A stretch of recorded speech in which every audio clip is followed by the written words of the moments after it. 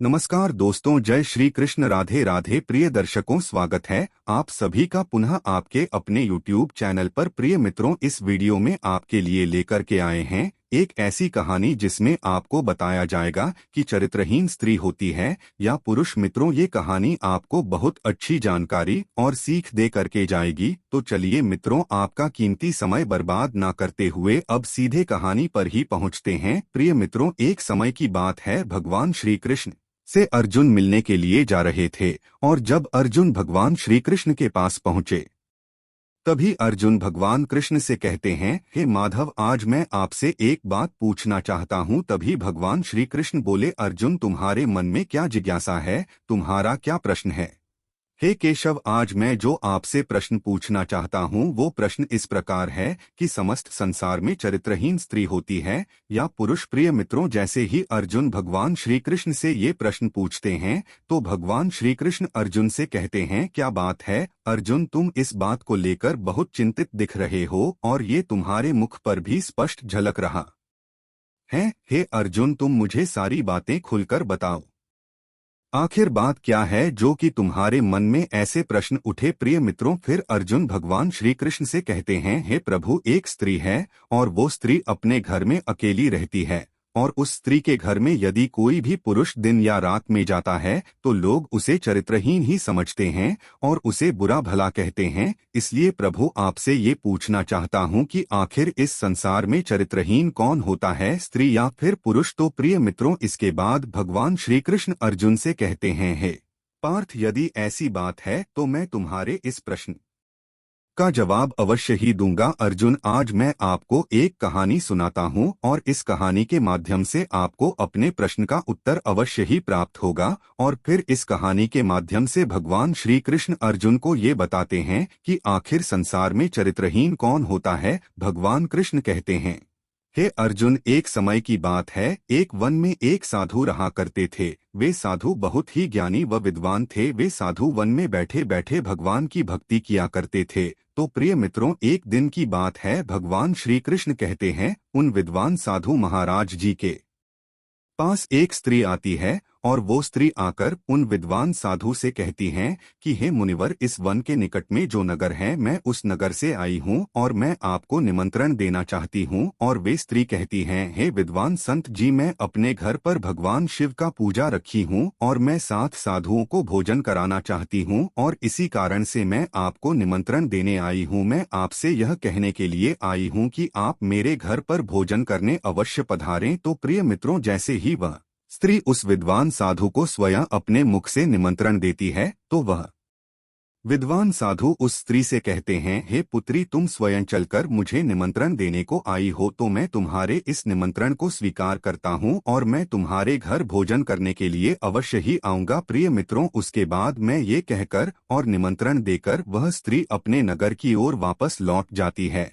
और उसके बाद में जैसे ही संध्या काल का समय होता है और वो विद्वान साधु उस स्त्री के दिए हुए निमंत्रण के अनुसार जैसे ही वह विद्वान साधु उस स्त्री के घर की ओर चलने लगते हैं तो रास्ते में उन्हें कुछ लोग मिलते हैं और वो लोग उन विद्वान संत से पूछने लगते हैं कि हे महाराज, आज आप कहाँ जा रहे हो? तो विद्वान संत उस स्त्री का नाम बताता है कि हम उसके यहाँ निमंत्रण खाने के लिए जा रहे हैं। प्रिय मित्रों, जैसे ही वो विद्वान साधु उस स्त्री का नाम लेते हैं और कहते हैं कि मैं उस स्त्री के घर भोजन करने के लिए जा रहा हूँ, उन्होंने मुझे अपने घर भोजन पर बुलाया है। तो प्रिय मित्रों, वो लोग उस साधु से कहते हैं, हे महाराज जी, वो स्त्री तो चरित्रहीन है और उस स्त्री के घर जो भी जाता है वो तो चरित्रहीन ही कहलाता है। प्रिय मित्रों, इसके बाद वो साधु महाराज उन लोगों की बात पर ध्यान नहीं देते हैं और अपने मार्ग पर आगे चलने लगते हैं। और जैसे ही वे कुछ कदम और आगे बढ़ते हैं तो उन्हें और भी कई लोग मिलते हैं। वे भी उन साधु महाराज से इसी बात का जिक्र करते हैं और कहते हैं कि हे संत जी, आप कहाँ जा रहे हो? तो प्रिय बंधुओं, वो संत जी उन लोगों को भी निमंत्रण वाली बात बताते हैं। और कहते हैं कि मैं वहां भोजन करने के लिए जा रहा हूं। तो प्रिय मित्रों, वो लोग साधु महाराज जी से कहते हैं, नहीं महाराज जी, आप उस स्त्री के घर मत जाइए, क्योंकि वो स्त्री एक बदचलन स्त्री है, एक चरित्रहीन स्त्री है, इसलिए हे प्रभु आप उसके घर मत जाइएगा। परंतु वो संत जी किसी की भी बात नहीं सुनते हैं और अपने द्वारा दिए हुए वचन को याद करके आगे चलने लगते हैं और चलते चलते उस स्त्री के घर पहुंच जाते हैं। और जैसे ही उसके घर पर पहुंचने पर उसके मुख्य द्वार पर आवाज लगाते हैं तो वो स्त्री अपने घर से बाहर निकलकर आती है और उन साधु महाराज जी को देखकर अति प्रसन्न होती है और उन साधु महाराज जी के चरणों को स्पष्ट करने के बाद उन्हें अपने घर के अंदर ले जाती है। और जैसे ही वो साधु अंदर आते हैं तो वो स्त्री उनके लिए एक सुंदर सा आसन लगा देती है और उस आसन पर विराजमान करवाती है। इसके बाद वो स्त्री सुंदर पकवानों की थाली लगाती है और उस आसन के ठीक सामने रख देती है और फिर उन विद्वान संत से भोजन करने का आग्रह करती है और कहती है, हे मुनिवर आप इस भोजन को ग्रहण कीजिए। प्रिय मित्रों, जैसे ही वो विद्वान साधु उस स्त्री के द्वारा बनाए गए भोजन को ग्रहण करने के लिए उस आसन पर बैठते हैं और उस थाली में से एक निवाला तोड़कर अपने मुख में डालने वाले ही होते हैं। इतने में उस गांव का मुखिया और गांव के कुछ लोग आ जाते हैं, क्योंकि इन लोगों को खबर लग चुकी थी। जैसे ही वह सब लोग आते हैं तो आकर उन संत जी को आसन पर बैठा हुआ देखकर वो मुखिया और गांव के सभी लोग उस विद्वान संत से कहते हैं कि हे संत जी, क्या आप मूर्ख हो? आपको इस बात का ज्ञान नहीं है कि ये स्त्री चरित्रहीन स्त्री है और इस स्त्री के घर जो भी व्यक्ति आता है वे चरित्रहीन ही होता है। प्रिय मित्र, उस गांव के मुखिया के मुख से ऐसी बात सुनने के बाद वो संत जी अपने आसन को छोड़ करके खड़े हो जाते हैं और उस मुखिया की बातों को सुनने लगते हैं और उस मुखिया के मुख से कही हुई किसी भी कड़वी बात पर क्रोध नहीं करते हैं। इसीलिए कहा जाता है कि जो सच्चा साधु होता है उसके मन में वासना और क्रोध कभी भी नहीं होता। प्रिय मित्रों, जैसे ही वो मुखिया अपनी कड़वी बातों को जोर जोर से बोलने लगता है और उस स्त्री के बारे में उल्टी सीधी बातें करने लगता है तो वह विद्वान साधु उस मुखिया के एक हाथ अपने हाथ से पकड़कर अपनी कांख में दबा लेता है और फिर उस मुखिया से कहता है, हे मुखिया जी, अब आप एक काम कीजिए, मैंने आपके एक हाथ को अपने हाथ से पकड़कर अपने कांख में दबाए रखा है, लेकिन मुखिया जी अब आप अपने एक हाथ से ताली बजाइए। प्रिय मित्रों, जैसे ही वो विद्वान साधु उस मुखिया से इस बात को कहते हैं तो वो मुखिया विद्वान संत से कहता है, हे महाराज, ऐसा कैसे संभव है?